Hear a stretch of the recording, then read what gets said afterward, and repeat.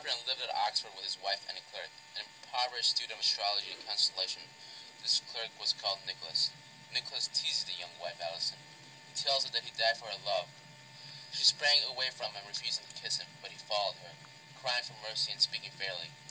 She eventually agreed to sleep with him, but first they had to find an opportunity to do so.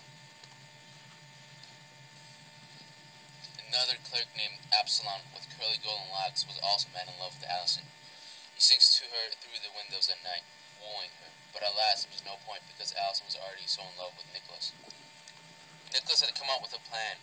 He told Allison to tell her husband that Nicholas was ill, and he needed to lay in his room all weekend. Sunday night, the carpenter sent his slave to knock on the door to check if Nicholas was alright. Looking through the keyhole, he saw Nicholas looking up at the ceiling as if he were possessed.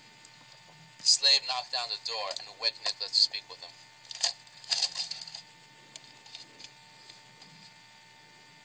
All was going as planned. Nicholas swore the carpenter to secrecy and told him Christ's counsel.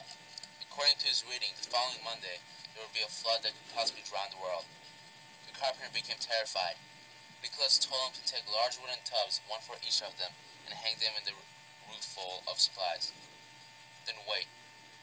Then when the water comes, all he has to do is cut the tubs, and the three will float safely. The carpenter and Allison's tubs are separate. Monday arrived, and they all climbed up to their tubs. The three of them prayed. However, right away the carpenter fell asleep, tired from his recent activities. Nicholas and Allison sped down the ladder and went on with their plan, and were woken by the church bells the following morning. Absalom got information that the carpenter was away from the house, so he went on to sing for Allison and tried to woo her from a low-hinged window. After one song, Allison appeared at the window and told him that she loved someone else and there was no hope for him. He promised to go away if she kissed him. Allison unlocks the window and puts her butt out the window as Absalom is about to kiss her. She says, "Tee-hee," and slams the window. She and Nicholas mock him. Absalom moves away from the window and says alas many times, some weeping like a beaten child.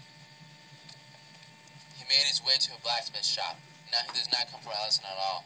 He asks to borrow the hot poker for the chimney. He returns back to Allison's window, promising her that he brought her a ring which his mother gave him. Nicholas got up and thought he would make the joke even funnier. He pulled open the window and put his butt out the window for Absalom to kiss. At the moment, Nicholas let out a fart. But Absalom was ready. He branded Nicholas' butt with his hot iron. Nicholas, almost dying from the pain, cries out for water. "Water, water!" He wakes up the carpenter, and thinking he is talking about the flood, he bolts up and cuts the cord holding the tub, bringing everything crashing down from the roof and knocks himself down from the fall. Nicholas and Allison came running into the streets, crying for attention. Neighbors ran in to see what was going on. The carpenter's arm was broken. And when the carpenter tried to explain, Nicholas shot him down. Allison claimed he was mad and frightened by the flood. People laughed at his fantasy. Ha ha ha ha ha. Turned all of his pain into a joke. Everything that the carpenter argued was ignored.